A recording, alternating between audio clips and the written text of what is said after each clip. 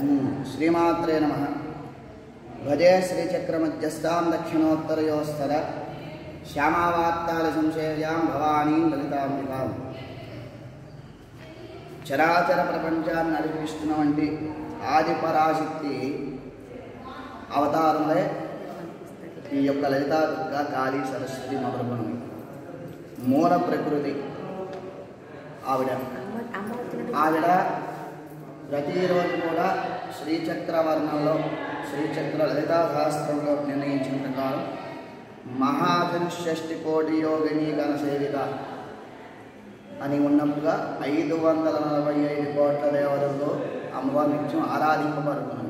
అంటే ఎక్కడైతే మనం నిత్యం అమ్మవారిని యొక్క ఆరాధన చేస్తామో ఒక్కరోజు ప్రతిరోజు ఆ రోజు కూడా 545 కోట్ల మంది దేవతని ఏకకాలంలో అదే స్వరూపంలో అమ్మవారికి ఆరాధించిన శక్తి ఫలితాన్ని మనం పొందుతాం. కాబట్టి అందులో ప్రధానంగా ఈ యొక్క దుర్గా సప్తశతి, చండీ సప్తశతి, దుర్గాదేవి మాహాత్మ్యం అని పేరు. దాని చాలా విశిష్టత ఉంది.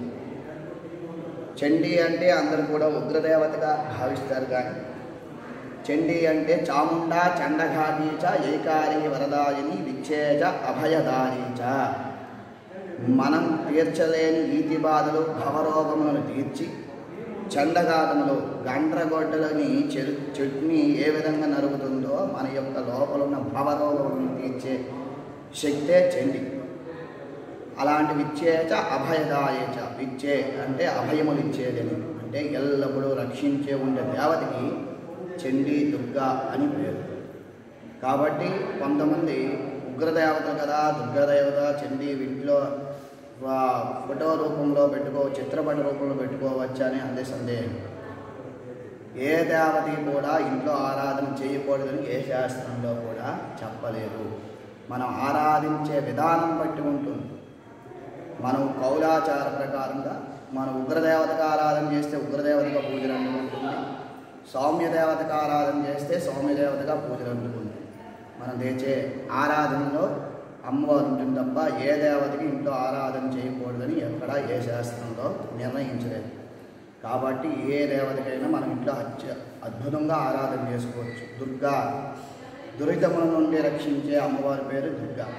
కష్టమైన దారి నుండి రక్షించి నిన్ను సవ్య మార్గంలో పెట్టి అరిషడ్వర్గం నుండి ఎంతలో ఉండాలో అంత నిర్ణయించే దేవతకి దుర్గా అని పేరు. కాబట్టి ఆ దుర్గా అనే పేరు గల వారి ఇంట్లో నిత్యం కూడా ఉండాలని శాస్త్రం ఉంది. దీంట్లో అనేక ఆచారాలు కూడా ఉన్నాయి.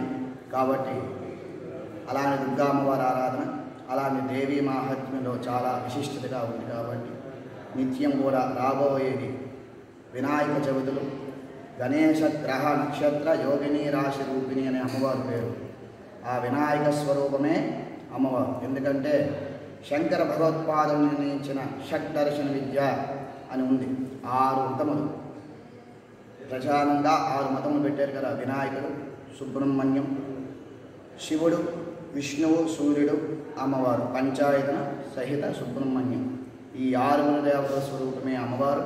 ఈ 6 దేవతలు ఏ దేవతకు ఆరాధించినా మిగతా దేవతకి సంబంధిస్తుంది. కాబట్టి గణేశుడికి వినాయకుడికి ఆరాధిస్తే గణేశ స్వరూపంలో ఉన్న అమ్మవారే ఆ పూజలు అందుకుంటుంది. కాబట్టి ఆ వినాయక ఆరాధన చేస్తే అమ్మవారి ఆరాధన చేసిన పుణ్యశక్తిని కూడా పొందుతారు. స్వస్తి.